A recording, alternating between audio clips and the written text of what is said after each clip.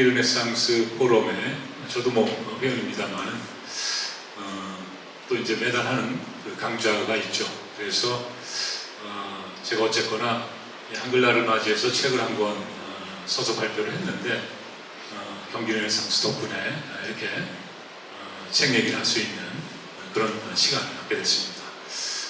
경기 르네상스 포럼에 진심으로 감사의 말씀드리고, 그리고 또 오늘 바쁘실 텐데 이렇게 와주신 여러분께 진심으로 감사의 말씀드립니다. 제가 뭐 얘기는 이것저것 좀 많이 준비를 했는데요. 가능하면 빨리빨리 좀 얘기를 진행을 하고, 혹시 궁금하신 게 있으면 함께 또 이렇게 얘기를 나누도록 하겠습니다. 지금 제가 그 사진을 몇 장 이렇게 띄워놓고 있는데요. 제가 이제 그 방송에서 한창 이럴 때, 좀 잘 나갈 때, 그때 사진들입니다. 그 TV 가이드라는 잡지를 이 자리에 계신 분들은 기억하시겠죠, 그죠? 네. 아까 이제 한의사님 말씀대로 연식이 좀 되신 분들이기 때문에 다들 기억하시라고 생각합니다. 그래서 되게 이제 이 TV 가이드 그 당시 뭐 잡지 모델은 그 여성분들이 많이 했죠. 그런데 더러운 이렇게 저 같은 사람한테도 기회를 줬던 것 같습니다. 그리고 박민선 씨하고는 뭐 일을 참 많이 했고요. 또 신혜라 씨하고도 일을 많이 했는데, 제가 19살에 개그맨으로 데뷔해서 한 7, 8년 정도 무명 생활을 했습니다. 그때가 조금 어려웠던 때인데, 저는 20대 때는 내가 이 바닥에서 반드시 스타가 돼야겠다, 그 꿈 하나만 갖고 살았던 것 같습니다. 그래서 20대 후반에 좀 뒤늦게 운이 닿아서, 그래서 시쳇말로 조금 떴고요. 그 다음에 이제 굉장히 좀 바빠졌던 거죠. 그래서 텔레비전 프로그램 뭐 사회도 보고 라디오 DJ도 하고 그랬는데, 그러면서 이제 이 우리말하고 이제 만나게 됐습니다. 이게 무슨 얘기냐면요. 우리말이야 뭐 어렸을 때부터 쭉 써왔습니다만은, 그 방송 프로그램을 이렇게 진행을 하면서 이게 방송을 하는 것은 좀 이게 정확해야 된다, 또 바르게 이것을 써야 된다, 이런 생각을 했던 거죠. 사실은 그런 생각을 안 해도 되는데 왜 그런 생각을 했을까? 가끔 그런 질문도 저한테 던지곤 합니다. 근데 아무튼 그러면서 이게 이제 인생이 좀 바뀌기 시작한 거죠. 뭐 우리는 이제 뭐 우리말을 잘 압니다. 뭐 영어라든가 뭐 일본어라든가 외국어보다는 역시 이제 우리말을 잘 알죠. 그런데 여기 보면은 이제 곤혹이라는 말도 있고 고역이라는 말도 있고 곧욕이라는 말도 있는데, 이게 좀 비슷비슷하죠. 그렇지만 조금씩 차이가 있거든요. 혹시 차이를 말씀해 주실 분이 계실까요? 저 말들이 어떻게 다르다, 이렇게 써야 된다. 막상 이런 질문을 받게 되면은 뭐지? 어떻게 되는 거지? 조금 뭐 좀 당황스럽네. 뭐 그런 기분이 되실 수도 있어요. 그거 비슷한 말이 이제 곤혹스럽다, 이런 거겠죠. 그리고 이제 고역이라는 거는 이게 아주 힘들다, 뭔가 고역을 치렀다, 이런 맥락으로 쓰는 거고, 이제 곤욕은 욕자가 들어가 있기 때문에 내가 아주 그냥 모욕을 당했다, 이제 그럴 때 이제 쓰는 말입니다. 그러니까 이게 조금씩 차이가 있는 거고, 방송 언어는 좀 정확해야 된다. 제가 사실 또 방송하면서 실수도 많이 했던 거죠. 그 가운데 하나가 이 밤의 끝을 잡고인데, 이게 솔리드의 노래가 그때 아무튼 굉장히 히트를 쳤고, 제가 그 음악방송 진행을 하고 있었는데 혹언날 이 신청곡이 들어왔죠. 그래서 어느 날인가 그날도 네, 솔리드입니다, 이 밤의 끝을 잡고, 이렇게 했는데, 방송 딱 끝나고 나서 PD가 그 얘기를 하는 거예요. 어떤 시청자가 전화를 했는데, 끝을 잡고가 아니고 끝을 잡고다, 진행자가 우리말을 좀 정확하게 했으면 좋겠다. 그 얘기를 들었을 때 굉장히 부끄러웠습니다. 정말 뒤통수를 한 대 맞은 것 같은 망치로 그런 충격이었는데 왜 그러냐 하면은 생각해 보니까 이게 초등학교 때 배운 거예요.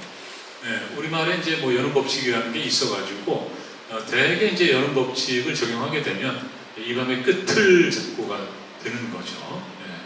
그래서 뭐 밭에 나가서 일을 한다, 고구마를 캔다 이렇게도 얘기하는데 그것도 사실은 밭에 나가서거든요. 근데 언어가 이게 습관이기 때문에 신경 쓴다고 해서 이렇게 바로바로 고쳐지진 않습니다. 근데 이제 저는 어쨌든 그때 이제 반성을 하면서 우리말 발음도 정확하게 해야 되는구나. 이제 이 노래를 이렇게 이제 소개할 때는 미리 연습을 했습니다. 이 밤의 끝을 잡고, 이 밤의 끝을 이걸 연습을 미리 한 다음에 이제 카메라에 불이 들어오면은 솔리드입니다. 이 밤의 끝을 잡고 이렇게 했던 거죠. 그 당시에 어쨌든 굉장히 부끄러웠고 방송 진행자로서 이 말로 먹고 사는 사람으로서 최소한 밥값을 해야겠다 그런 생각을 했던 거죠. 제가 이런 얘기는 예전에 조금 했는데 최근에 한 적이 없어요. 근데 이제 여성들은 이제 아기를 낳고 그리고 이제 모유 수유하는 경우도 있으시죠. 혹시 모유 수유하신 분 계시나요? 계세요. 의외로 굉장히 많습니다. 그래서 자신의 미를 챙기시는 분들은 그냥 우유를 먹인다 그러고, 뭐 그런 얘기들도 하는데 모유를 수유할 때 이제 문제가 그거죠. 아기가 배가 고파서 우는데 지금 젖이 안 나온다. 그죠? 그럴 때가 있죠. 그래서 젖을 미리 짜기도 하고 그런 거죠. 저는 잘 모릅니다만. 근데 여러분 가만히 생각해 보시면 젖은 나올 수가 없습니다. 왜 그러냐면 이 젖은 새우젖이나 멸치젖 이렇게 젖이고요. 이 모유는 젖입니다. 이런 거거든요. 아주 작은 겁니다. 그런데 우리가 일상에서는 그냥 무심히 그냥 이렇게 쓰고 있는 거죠. 제가 또 하나 의아하게 생각했던 건 뭐냐면 영어 같은 거는 절대로 틀리면 안 돼요. 스펠링 하나 틀리면 안 되고 발음 하나 틀리면 안 됩니다. 근데 우리말은 그런 생각조차가 없죠. 그런 게 이제 뭐라 그럴까요? 저로서는 좀 늘 아쉽게 느껴지는 그런 대목입니다. 그래서 이 당시에 뒤늦게 이효덕 선생님의 우리말 바로쓰기라든가 또 최영배 선생의 우리말 존중의 근본들 이런 걸 보면서 저도 모르게 한글 사랑에 빠졌고요. 그 이후에 이제 인생이 달라지기 시작했습니다. 한글문화연대라는 단체를 만들었는데 한글운동을 하면서 보니까 가장 심각한 문제가 이 외래 용어 남용입니다. 아무튼 외래어 굉장히 좋아해요. 그래서 길거리에 나가보면 카센터도 있고 심부름 센터도 있고 헬센터도 있고 센터가 많은데 이때 이제 우리 동사무소 이름을 센터로 바꾸려고 했던 거죠. 그래서 이거는 아니다. 아무리 센터가 많아도 대한민국의 어떤 정부 기관인데 그 기관의 이름에 센터를 넣는 것은 우리 정체성에 맞지 않는다. 그래서 열심히 반대를 했습니다. 거리에 나가서 서명도 받고 1인 시위도 하고 그랬는데 아무튼 이 청자 들어가는 건물은 원래 이렇게 사람들 목소리를 듣는 의견을 듣는 그런 기관인데 아무튼 안 들어주더군요. 지금 다 이제 센터로 바뀌었죠. 자전거 쉐어링이라고 이렇게 한글로 썼습니다만은 한글로 쓴다고 해서 우리말은 아니거든요. 여전히 영어 단어입니다. 그리고 여기 보시면은 Summer Art Challenge Education Program 온통 그냥 로마자로 그냥 표기를 하고 있어요. 그러면 도대체 무슨 행사를 하는 건지 알 수 있을까요? 이게 이제 소통에도 문제가 있는 거죠. 그리고 저는 이것도 참 답답합니다. 풀은 뽑지 말 이걸 왜 이렇게 쓰는지.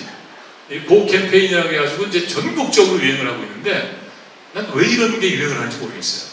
저는 이게 세련돼 보인다, 고상해 보인다, 있어 보인다 이런 게 아니라 굉장히 유치해 보이거든요. 이런 식의 말글살이는 전 좋지 않다고 생각을 합니다. 우리가 지금 이런 나라에 살고 있죠.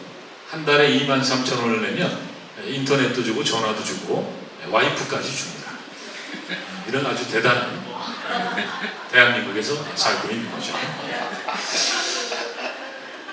그래서 이제 이제 한글 운동을 하면서 그러면서 한글 역사를 좀 공부를 해야겠다.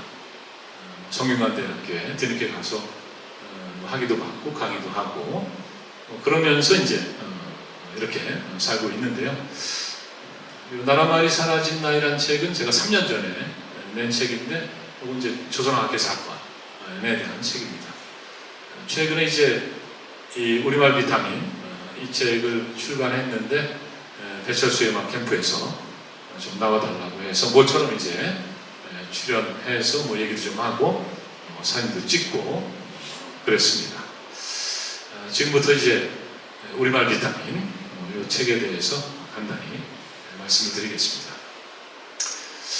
우리가 우리말을 알아야 되는 이유가 뭐 여러 가지 있겠죠. 그 가운데 하나는 역시 어떻게 보면 이게 가장 큰 이유일 수도 있습니다. 잘 알아야 잘 사용할 수 있다는 거죠. 잘 모르면 역시 제대로 사용하기 어렵다. 이제 풍부한 어휘력 이런 얘기를 영어 학습 같은 거 할 때는 아주 중요하게 강조합니다. 단어를 많이 알아야 된다. 그래서 hit the road 그러면은 뭐 이게 무슨 길을 때리는 거냐, 도로를 때리는 거냐 그런 게 아니죠. 길을 간다, 나선다 이런 의미가 있는 말이죠. 우리말도 마찬가지로 손을 씻다. 그러면 이제 외출하고 돌아와서 깨끗하게 손을 씻는다. 이런 것도 있지만 뭔가 안 좋은 일에서 손을 씻는다. 이런 의미도 있는 거고 입을 맞춘다는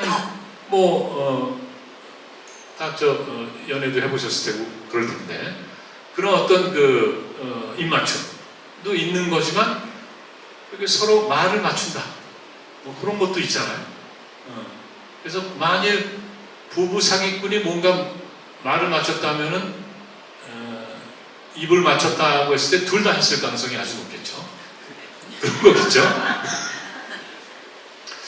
그래서 이렇게 이제 우리말의 어휘라든가 이런 것들도 많이 알아두면 좋다.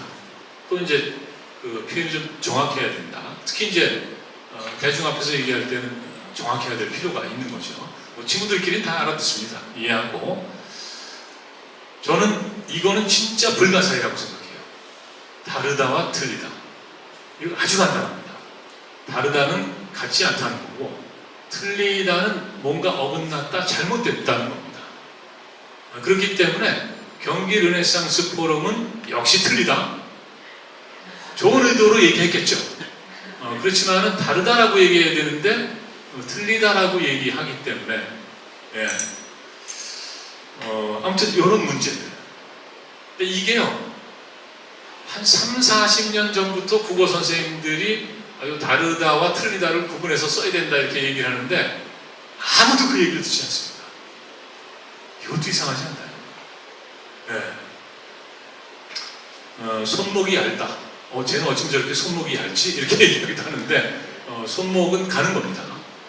굵거나 가는 거죠. 이런 것들. 제가 이 나팔은 여기다가 왜 그려놨을까요? 한번 추측을 해보시겠습니까? 왜 나팔을 그려놨을까? 얘기하다가 이제 까먹고 건너뛸까봐 제가 나팔을 그려놨는데 들은 얘기입니다만은 어떤 여성께서 이렇게 나이가 조금 드시면서 그 말을 좀 실수를 했다 그럴까요? 뭐 그런 일들이 있었나 봐요. 무슨 얘기냐면은 그 친구를 만났는데 친구가 갑자기 어지럽다고 얘기를 하더래요. 그래서 대뜸 한 얘기가 야, 너 나팔관에 뭐 문제가 생긴 거 아니니? 나팔관 맞나요? 달팽이관 아닐까요? 그죠? 그리고 이제 뭔가 음식을 좀 고가의 음식을 대접받으면서 또 그랬다는 거예요. 야, 이거 어맹란법에 걸리는 거 아니니? 그런 것도 있고 또 하나는 뭐냐면은 그 내장탕 드시다가 갑자기 아주머니 여기 저 장기 좀 추가해 주세요. 뭐 그런 얘기도 했다고 하는데 뭐 주위에 웃음을 주셨기 때문에 고맙긴 합니다만은 그래도 우리가 좀 정확하게 표현을 할 필요가 있고, 이 나이가 들면은 나이가 든다는 핑계를 많이 댑니다. 예. 근데 말씀드렸듯이 그냥 핑계입니다. 예. 제가 앞서 우리말을 잘 알아야 하는 이유는 말을 잘 하기 위해서라고 말씀드렸는데, 이 우리말 비타민이라는 책의 그 한 장을 제 나름대로 제가 이제 평생 말을 하면서 살아왔기 때문에 말을 이제 뭐 이렇게 하면 좋겠다 뭐 이런 얘기들을 담았는데, 저는 쉽게 말하는 게 좋다고 생각합니다. 그리고 자신의 진심을 말하는 거, 농담을 곁들여서 말할 수 있으면 아주 좋죠. 윈스턴 처칠이 아주 유머가 넘쳤다고 하는데, 91살인가 돌아가셨을 거예요. 좀 나이가 들어가지고 연회장에 갔는데 어떤 분이 아주 넌지시 남대문이 열렸네요 이렇게 얘기를 해줬대요. 그랬더니 윈스턴 처칠이 뭐라 그랬냐면 괜찮습니다. 어차피 죽은 새는 세장 밖으로 날아갈 수 없습니다. 예, 이 정도면 대단히 고단수의 그런 유머가 아닌가 생각합니다. 그래서 농담을 곁들이면 좀 좋습니다. 예를 들어서 이 세상에서 가장 차가운 바다는 뭘까? 이거 아세요? 아시는 분 계세요? 썰렁해라고 합니다. 가장 차가운 바다. 가장 뜨거운 바다. 사랑해. 가장 뜨겁다고 합니다. 하긴 뭐 사랑의 온도가 가장 뜨겁겠죠. 그리고 뭔가 이렇게 말을 할 기회가 있으면 미리 연습을 하는 게 아주 좋습니다. 예. 저는 오늘 연습을 하고 왔을까요? 하고 왔겠죠. 조금씩요. 예. 그리고 무엇을 말할지 준비하는 게 좋다. 할 얘기는 많습니다. 근데 좀 거기서 무슨 얘기를 하는 게 가장 좋을까? 여러분 잘 아시는 수원에는 뜰이 있다. 제가 책 속에 이 얘기를 집어넣었는데, 그 뜰 본사 이성일 대표가 어느 날 저를 찾아왔어요. 내일 인터뷰 약속이 되어 있는데 할 얘기는 많은데 무슨 얘기를 해야 좋을지 어떻게 해야 될까요? 그러더라고요. 그래서 제가 미리 인터뷰를 했습니다. 둘이 앉아서. 그러면서 이제 정리한 건데, 지금 가맹점이 몇 개인가? 50개 정도다. 잘 되나? 코로나 때문에 어렵지만 다들 잘 버티고 있다. 뜰 커피의 인기 비결은 무엇인가? 좋은 원두로 뽑은 맛있는 커피를 부담 없는 가격으로 제공하는 거다. 경영 철학이랄까 어떤 마음으로 운영을 하고 있나? 가맹점 점주의 이익과 고객 만족을 최우선으로 생각하고 있다. 그러면은 돈 벌기 어렵지 않나 뭐 이런 얘기도 했는데, 앞으로의 계획은 무엇인가? 라고 했을 때 뭐 이런 얘기를 했어요. 뜰을 시작할 때 박사님이 문자로 보내주신 홍보문구 수원에는 뜰이 있다. 이거를 보는 순간 바로 이거다. 그러면서 수원을 대표하는 그런 커피숍을 만들어야겠다는 생각을 했다는 거죠. 그리고 이제 코로나하고 전쟁을 치르면서도 수원에는 뜰이 있다. 이 간판을 올려다보면서 반드시 지켜야 한다는 생각으로 이를 악물었다. 앞으로도 초심을 잃지 않고 더 좋은 원두, 맛있는 커피, 누구나 부담없이 즐길 수 있는 가격으로 제공할 생각이다. 사실 이성일 대표도 수원 토박이고 사연이 많죠. 그렇지만은 그 많은 사연들을 다 얘기하기보다는 이렇게 필요한 내용을 좀 골라서 얘기하면 어떤가 싶어서 미리 인터뷰를 하면서 이런 얘기를 정리한 겁니다. 그런데 저는 이렇게 얘기를 들으면서 조금 정리를 해드린 건데, 이성일 대표가 저한테 그러는 거예요. 이렇게 박사님하고 한번 얘기를 하고 났더니 내일 무슨 얘기를 하면 될지 딱 생각이 섰다는 거죠. 그렇기 때문에 미리 뭔가를 얘기할 건지를 이런 거 미리 좀 준비하고 생각하고 하는 게 저는 필요하다고 생각합니다. 다음은 이제 바르게 말하기인데요. 이건 최연배 선생이 하신 말씀입니다. 말과 글을 바르게 하는 것이 곧 그것을 소중히 여기는 도리가 된다. 사람의 정신활동의 산물인 말과 글이 바르지 않고는 그 고귀한 사명을 말할 수가 없는 것이다. 말과 글이라는 게 이만큼 중요한 거죠. 저는 자신을 여러 가지 방법으로 표현할 수 있다고 생각하는데, 가장 기본적으로 표현할 수 있는 건 바로 말과 글이라고 생각을 합니다. 그렇기 때문에 전공이 뭐든 간에 이 말과 글에 대한 관심은 우리가 모두 가져야 되는 거죠.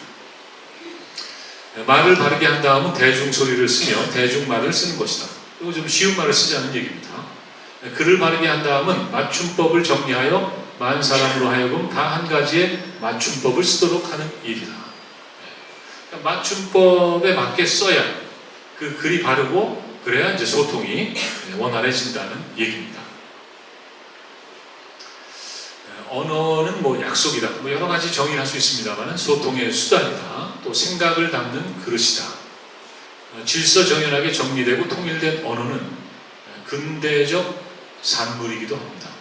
왜냐하면 전근대는 뭔가 그 무질서한, 뭔가 규칙적이지 않은 뭐 그런 세계이기도 했던 거거든요. 말도 마찬가지입니다. 일제강점기 때 조선어학회가 이 사전을 만들면서 이런 그 민족어 3대 규범을 만들었는데 1933년에 맞춤법 통일안을 만들었고 36년에 표준말 그리고 이제 외래어 표기법까지 여기 한 10년 정도 걸리는 일입니다.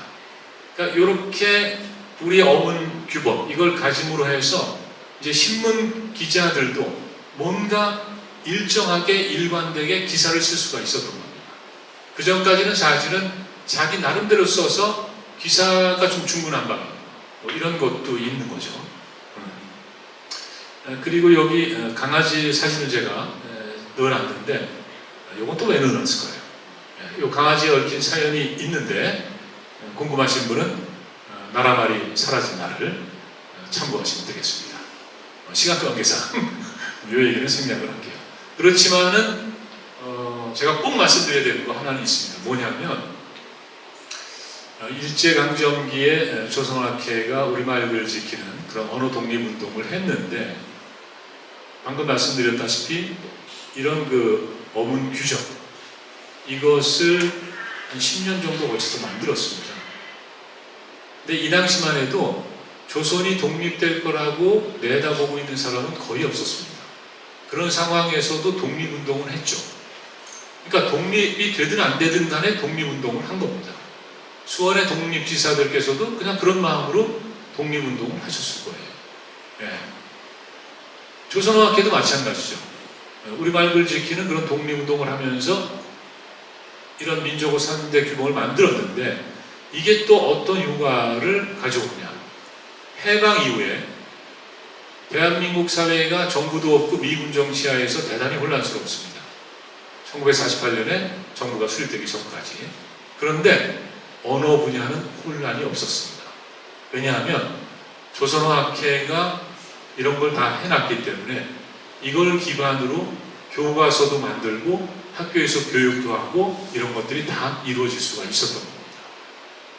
만일 이거를 안 했다고 한번 가정을 해보세요. 일제강점기에 조선은 없어질 거야. 일본어를 해야지. 그래야 직장이라도 구하고 출세하지. 다들 이런 생각만 하고 우리말을 그냥 외면했다면 해방 이후에 엄청난 혼란을 겪었을 게 뻔합니다. 그런 점에서도 대단히 의미 있는 그런 독립운동을 한 거죠. 말을 바르게 써야 된다. 맞춤법에 맞게 써야 된다. 쉬운 말을 써야 된다. 대략 이제 이런 것들이 이제 핵심적인 얘기인데 지금 보여드리는 사진은 아마 중국에 관광 가신 분이 좀 재밌으니까 찍었을 거예요. 순태 주유소 오신 짓을 환영합니다. 그리고 요 밑에 거는 그 한국 취피육병이니까 이게 피가 얇은 무슨 고기만두 같은 걸 텐데 한국식. 근데 뭘 팔고 있냐면 맑았던 육체 떡을 팔고 있습니다. 번역을 그렇게 해놨어요. 좋은 년 담배 술 상점. 웃음이 좀 나오는데 사실 중국 사람이 이 간판 같은 거 만들어 단 거잖아요. 그런 거기 때문에 얼마든지 실수할 수 있습니다. 물론 우리가 한국말을 좀 제대로 좀 써주세요 이렇게 요구할 수는 있겠지만 저들에게는 이게 아주 자연스러운 거예요. 그렇지 않습니까? 우리가 영어를 아무리 열심히 공부해서 해도 뭐 좀 틀릴 때도 있고 그런 건데 마찬가지로 정작 문제는 뭐냐? 문제는 우리 안에 있습니다. 우리가 지금 어떤 말을 쓰고 있다. 어떤 글을 쓰고 있다. 여기 지금 제가 예전에 그 퍼즐 특급 열차라는 프로그램 진행할 때 그 초성 퍼즐 이런 걸 했어요. 초성 퀴즈라고도 하죠.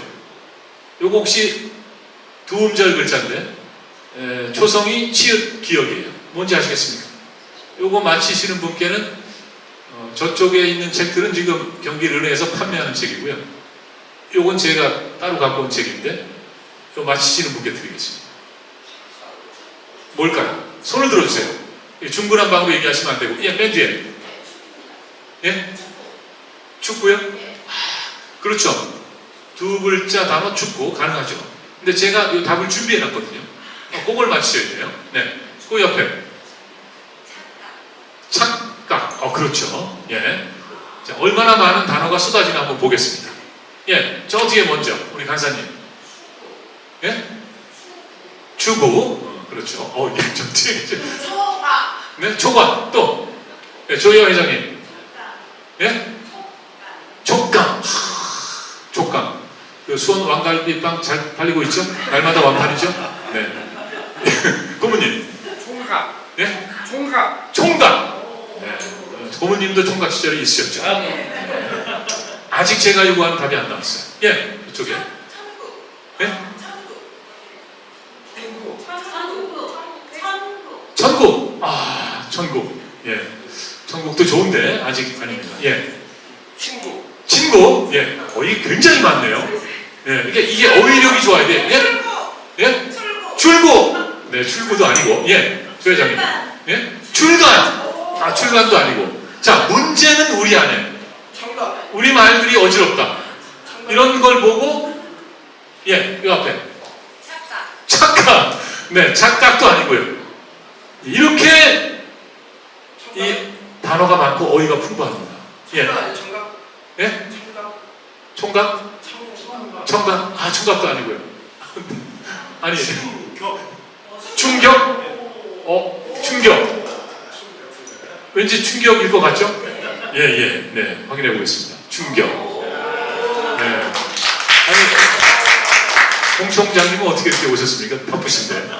네. 그 우리 민족 서로 돕기 운동의 그 사무총장님이신데, 네, 제가 사실 연락도 안 드렸는데 이렇게 오셨네요. 네, 고맙습니다. 이 책은 아무튼 조금 이따 제가 전달을 해드리겠습니다. 예. 이야, 이게 굉장히 많은 낱말이 나왔네요. 재밌어요?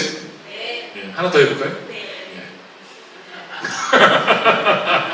기억 그리고 동그라미입니다. 고요. 네? 고요. 고요 아니고요. 자, 또 가고. 가곡이요? 가오. 가옥. 네. 가옥도 아니고요. 이 충격의 연장선에 있습니다. 힌트를 드린다. 충격도 뭔가 좀 놀라는 거겠죠?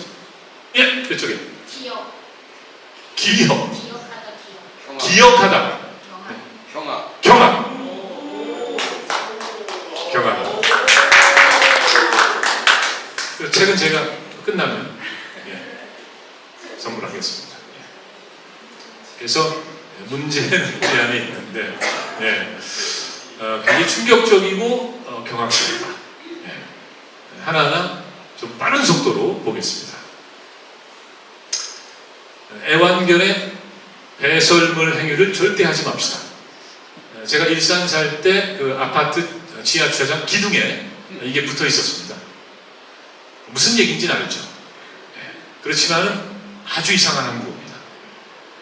배설물 행위는 배설 행위 정도로 바꿔야 말이 통할 것 같고, 그런데 이게 말이 통한다고 해도 이것은 개가 직접 봐야 돼요. 개가 직접 보고 이해를 해야 됩니다. 그렇다고 해도 너무 가혹하죠. 아니 강아지들도 볼일은 봐야 되지 않겠습니까? 아주 간단합니다. 그냥 애완견의 배설물을 치워주세요. 16km 가면 광명이고요. 6km 가서 동시에 흥분해야 됩니다. 왜 그래야 되는지 모르지만 그러니까 카톡이 편하죠. 실례지만 나이가 어떻게 돼요? 굉장히 점잖으신 분이죠. 야, 돈 언제 갚을 거야? 지금 줄게. 계좌번호가 뭐야? 이분 돈 받기 어렵습니다. 이번에 가본 맛집은 너무 맛있어서 그 맛을 가늠할 수가 없었어요. 라고 쓴 맛집 후기를 봤다. 19금 불륜의 맛집인가. 신종 맞춤법 파괴. 나무랄 데가 없는.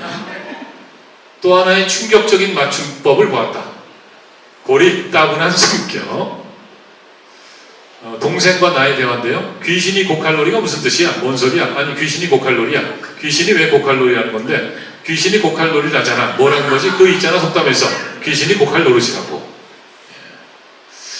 또 속담 하나 충격적인 거 있죠. 나 방금 엄청난 거 봄. 소 읽고 뇌 약간 고친다. 많이 고치죠. 약간 고쳐서는 안 됩니다. 이거는 거의 종합선물 세트입니다. 어이없네요. 맞춤법 좀 틀린다고 공황장애니 발암물질 1인이 하시는 분들 지금 임신 공격하세요? 임신부 공격하면 큰일 나죠. 안 그래도 수강 신청 망해서 기분 안 좋은데 이래라 저래라 하지 마세요. 대학 나왔다고 맞춤법 잘 알 거라는 고정관념도 버리세요. 실업계 가려다가 오해말 카드 마킹 잘못해서 오해말입니다. 인문계 된 거니까요. 실업계도 없고 인문계도 없죠. 대한민국에. 님들이 비난하는 것도 엄연한 사생활 침해거든요.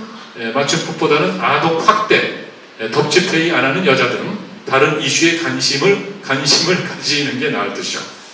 예. 글쎄요, 이게 저는 이분이 어쩌면 뭔가 저처럼 우리만의 현실을 좀 보여주기 위해서 장문을 아닌가 하는 그런 생각도 합니다. 예. 만약 정말 이게 장문을 한 거라면 이분이 굉장히 머리가 좋은 분이라고 저는 생각해요. 예. 근데 이거는 진짜 깊이 한번 생각을 해봐야 됩니다. 제가 찬찬히 읽어드리겠습니다. 근데 이걸 누가 썼는지 말씀드릴 수가 없어요. 절대로. 지금 한글은 세종이 창제한 28자를 가지고 지금 문자로 말을 보내는 것을 일반인들이 알고 있는 것입니다. 이렇게 배워왔고 이렇게 알고 있었던 지금 질문하시는 대부분으로 이런 분들을 가리켜 글을 모르는 어리석은 백성이라 말하는 것입니다. 조선시대 8%가 양반으로 글을 배운 사람이고 농봉상이 40%대 나머지 노비천민이 50였답니다. 중상층 이하면 글을 모르는 노비천민 정도의 수준이 되겠죠. 이런 분들을 위해 한글을 배워쓰게 되었으니 어리석은 백성들은 다행히 글을 안 배워도 문자로 한두 줄 보내면서 즐겁게 살 수 있게 세종의 자비로운 분으로 생각하는 것으로 대부분의 어리석은 백성들은 세종을 사랑하고 존경한다는 것입니다. 그러나 글을 배운 사람은 그리 생각 안 한다는 것입니다. 무슨 얘기를 하고 있는지 아시겠습니까? 무슨 얘기를 하고 싶어서 이 글을 쓰신 건지. 제가 이 글을 보고 정말 충격을 받았던 건 뭐냐면요. 이분이 어느 대학의 교수님이세요.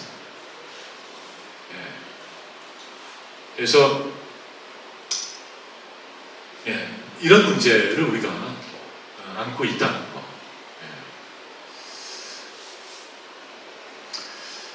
그리고 이제 보통 분들이 자주 하는 얘기가 있죠. 맞춤법은 너무 자주 바뀌어서 헷갈린다. 근데 그렇게 자주 바뀐 적이 없어요. 1933년에 조선학회가 만들었고 그 이후에 이렇게 부분적으로 조금씩 그러다가 조금 크게 바뀐 게 1988년입니다. 그때 이 읍니다라고 하던 걸 습니다로 바꿨어요. 지금 몇 년 됐습니까? 30년이 넘었죠. 지금도 읍니다를 쓰는 분들이 많습니다. 30년이 지났는데. 그리고 ain't of 이렇게 그냥 읽어보겠습니다. 글자대로 읽어야 되니까. ain't of some 이게 어느 쪽이 맞을까요? 그리고 상추, 상치 이게 과거에는 상치였습니다. 88년 이전까지 표준말이 상치였어요. 그런데 사람들이 표준말이 상치인데 그냥 상추 자꾸 상추라니까 이제 그냥 이렇게 상추를 그냥 표준어로 인정을 해준 거죠. 그러면 문제가 해결될까요? 이때 이 일을 저한테 얘기해 주신 분이 계십니다. 자기는 학교에서 배운 대로 열심히 상치를 지키고 있었는데 아무리 동네 사람들이 상추해도 자기는 배운 대로 상치를 지키고 있었다는 거예요. 그런데 이게 하루아침에 바뀐 거죠. 그때 자기는 정말로 배신감을 느꼈다고 했습니다. 그러니까 이게 범생이들한테 상처를 준 거예요. 사실 이 언어 문제는 지금도 이제 표준어를 가끔가다 이렇게 뭐 새로 지정한다든가 복수를 한다든가 이런 걸 하는데 약간 보수적으로 하는 게 저는 맞다고 봅니다. 너무 이것도 아주 사회적으로 갈등이 있었죠. 원래 이 너무라는 말은 너무 먹으면 배탈 난다, 덜 먹는 게 좋다, 비가 너무 많이 온다, 홍수가 날 수 있다, 이렇게 이제 부정적인 맥락으로 쓰던 말입니다. 그런데 사람들이 너무를 너무 사랑했어요. 그러니까 국립국어원에서 2015년에 그냥 아무 때나 써라 포기한 거죠. 더 이상 지도가 안 되니까, 교육이 안 되니까. 그러면 문제가 해결됐나요? 전 그렇지 않다고 봅니다. 요거는 어느 방송에 나와서 인터뷰를 한 분 얘기를 제가 그대로 적은 거예요. 오늘 날씨가 너무 좋아, 기분이 너무 좋고요, 아이들이 너무 좋아하고 너무 잘 놀아, 너무 좋고 신랑도 너무 즐거워해서 너무너무 행복해요.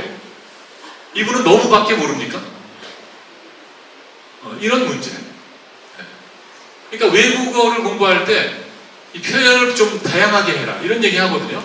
그러면 열심히 합니다. 따라합니다. 단어 하나라도 더 외우고. 근데 이제 우리말에 대해서는 전혀 그런 생각이 없다. 그리고 띄어쓰기는 어렵습니다. 그래서 어려운 걸 틀리면 이해가 돼요. 아니 어려운 걸 틀렸으니까 뭐 실수할 수도 있고 깜빡할 수도 있고 착각할 수도 있고 뭐 그런 거잖아요. 그런데 아주 간단한 것도 우리는 틀립니다. 예를 들어서 이런 건 조금 헷갈리긴 하는데요. 삽살개, 풍산개, 진돗개는 다 이렇게 붙여 쓰는데 서당개는 띄어 쓰거든요. 제가 사실은 이 서당개를 붙여 썼다가 한번 망신을 당한 적이 있어요. 이런 거는 아주 간단합니다. 사과, 귤, 딸기, 등이 먹고 싶다. 이 등은 항상 띄면 돼요. 그냥 그렇게 한 번만 외우시면 됩니다. 이렇게 딸기에다가 등을 붙였으면 딸기에 등이 있다는 얘기거든요. 뭐 한준택 이사님 오늘 고생 많이 하셨는데 자리가 여전히 많이 비어서 예. 이렇게 이제 직함 이런 거는 띕니다. 무조건 이름하고 무조건 띄어요. 그래서 이화 회장님 할 때 이름하고 직함을 띄죠. 이름 없이 조 회장님 할 때도 띕니다. 요거는 그냥 한 번만 기억하면 사실은 틀리는 게 이상한 거예요. 그런데 다 붙였습니다. 이렇게 또 다닥다닥 붙는 걸 좋아하나 봐. 오늘 같은 날은 전혀 붙을 이유가 없지만요. 그리고 사실 영어 띄어쓰기는 쉬운데 우리말 띄어쓰기는 좀 어렵긴 해요. 근데 원칙은 똑같거든요. 단어하고 단어는 띱니다. 근데 이제 우리말은 영어하고 달리 의미를 나타내는 어떤 단어에 그 문법적인 기능을 갖는 이런 것들이 계속 붙습니다. 조사도 붙고 전미사 같은 것도 오기도 하고 이런 것들 때문에 이걸 띄어야 되는지 말아야 되는지가 어려운 거죠. 그런데 이건 그 기자들 또 글을 쓰는 작가들 또 선생님 최소한 국어 선생님은 이거 정확하게 해야 된다고 생각합니다. 예. 이 정도로만 말씀을 드리고요. 한글 전용에 관한 법률은 1948년에 만든 건데 대한민국 법률 제6호입니다. 그만큼 이게 시급하고 중요했던 거죠. 대한민국의 공용문서는 한글로 쓴다. 요 위에 있는 신문은 경향인가 동학인가 그런데 어쨌든 국한문 혼용입니다. 이게 언제까지 지속이 됐냐면 1998년인가 99년까지 지속이 됐어요. 그러니까 24년 전까지 우리가 이런 신문을 봤습니다. 1980년대, 90년대 대학 다닌 분들은 학교에서 보고서 내라고 할 때 국한문이니까 이거 그렸죠. 그런 그 기억을 갖고 계실 텐데 이렇게 언론 쪽에서 아주 보수적으로 이 한자 이런 것을 열심히 지키고 쓰려고 했죠. 그렇지만은 이 한글의 투쟁이랄까 이제 최영배 선생님 같은 분들이 그 선봉에 서 계셨던 분들인데 이런 분들이 열심히 싸워서 지금 사실은 우리가 이 한글 시대를 살고 있는 겁니다. 밑에는 1988년에 창간된 한글의 신입니다. 한글 전형이죠. 그때 신문에 이제 사설 쓰는 분들 계시잖아요. 그러니까 한글로만 사설을 써달라는 부탁을 받고 불가능할 거라고 생각했다고 합니다. 그래서 사용하려고 했는데 하도 부탁을 해서 썼대요. 근데 썼는데 되더래요. 예. 그리고 사실 예전에는 이제 한글 갖고는 그 학문을 할 수 없다 이런 얘기 많이 했죠. 근데 저도 뭐 뒤늦게 박사학위를 받았습니다만은 한글로 논문 썼습니다. 예. 물론 이제 필요한 그 한자나 이런 건 괄호 안에 다 이제 집어넣었죠. 지금 대서서 보기가 힘들어요. 왜냐? 한자를 안 쓰기 때문에. 예전에는 진로였죠. 진로를 그냥 우리말로 바꾸면 참 이슬이잖아요. 이게 아주 그 상징적인 겁니다. 그러니까 한자를 쓰던 시대에서 이제 한글 시대로 완전히 넘어온 거죠. 칠곡 할매 글꼴 제가 이제 홍보대사를 하고 있는데 이 할머니들은 70대까지 글을 모르시다가 뒤늦게 이제 한글 깨우치시고 시집도 내시고 뭐 연극도 하시고 이제 칠곡 할매 글꼴까지 만드시고 그러니까 이분들에게 이 한글이라는 거는 축복입니다. 축복. 그러니까 까마귀셨다가 눈을 뜨게 되시고 아무튼 그러므로 해서 이게 새로운 인생을 지금 이제 살고 계시는 거죠. 그러니까 제가 생각할 때는 우리가 지금도 국한문을 계속 쓰고 있으면요. 앞서 그 신문 보신 것처럼 아마 할머니들 이렇게 이런 광명이랄까요? 밝은 세상으로 나오시기 좀 힘드시지 않았을까? 여전히 문맹으로 살고 계시지 않을까? 저는 그렇게 생각을 합니다. 그렇기 때문에 이 한글이 우리에게 주는 의미는 굉장히 큰 거죠. 요 위에 두 분 누군지 아시겠어요? 한자로 이름을 써놨는데 혹시 누군지 아시겠습니까? 한동민 관장님은 얘기하지 마세요. 전문가시니까. 이게 이제 한 분은 마당쇠고요. 한 분은 돌쇠입니다. 이게 이제 이두식 격이죠. 요 마당 요건 소리로 적은 거고 요 쇠금 이게 쇠자 이 쇠 발음 나는 그 중국 글자가 없으니까 한자가 없으니까 금자를 쓰고 쇠로 읽었던 거죠. 마당쇠, 돌쇠. 지금은 그냥 이렇게 그냥 한글로 마당쇠, 돌쇠 이렇게 쓰면은 누구나 다 볼 수 있는 거죠. 그러니까 이게 조선시대 노비문서에 나오는 그 이름인데 정작 당사자인 마당쇠나 돌쇠는 자기 이름도 못 읽었을 테고 그게 노비문서에 어떻게 적혀 있는지도 몰랐을 겁니다. 그래서 훈민정음 창제라는 것은 이제 세종의 꿈이고 국문 전용은 주시경의 꿈이고 한글 전용은 조선학회의 꿈이라고 저는 생각을 하고요. 그럼 이분들이 왜 훈민정음 국문 한글 이것을 우리나라의 국자로 만들기 위해서 그렇게 정말 그 헌신적으로 투쟁을 했느냐? 그것은 문자가 사람을 지배하는 세상이 아니고 사람이 문자의 주인이 되는 그런 그 세상을 만들기 위해서였다는 겁니다. 그리고 이제 국어기본법이라는 게 있고요. 여기 보면은 14조에 공문서의 작성이라는 게 있어요. 그 일반 국민이 알기 쉬운 용어와 문장으로 써야 하며 어문 규범에 맞추어 한글로 작성해야 한다. 한글로 작성해야 됩니다. 공문서는. 다만 대통령령으로 정하는 경우에는 괄호 안에 한자 또는 다른 외국 글자를 쓸 수 있다. 그러니까 외국 글자나 한자를 쓰고 싶으면 괄호 안에 써야 되는데 이것도 대통령한테 물어보고 써야 돼요. 대통령령으로 정해야 됩니다. 그렇게 봤을 때 지금 이제 정부나 지자체에서 발행하고 있는 이 공문서들을 이 사람 SW 교육, TF 팀, 세이프 코리아, 그린 푸드존 이런 것 전부 국어기본법 위반입니다. 위반일 뿐만 아니라 문제는 나 TF팀 알아 하는 분도 계시겠죠. 모르는 분은 어떻게 할 겁니까? 예. 그런 부분에 대한 고려가 전혀 없다. 심지어 공무원들조차도. 요 옆에 거는 처음에 이게 뭐지? 한참 제가 들여다봤는데 리스타트예요. 세이프 코리아. 그리고 오른쪽에 있는 건 뭔지 아시겠습니까? 이 도로에 적혀 있는 거. 키스 앤 라이드. 뭔지 아시겠어요?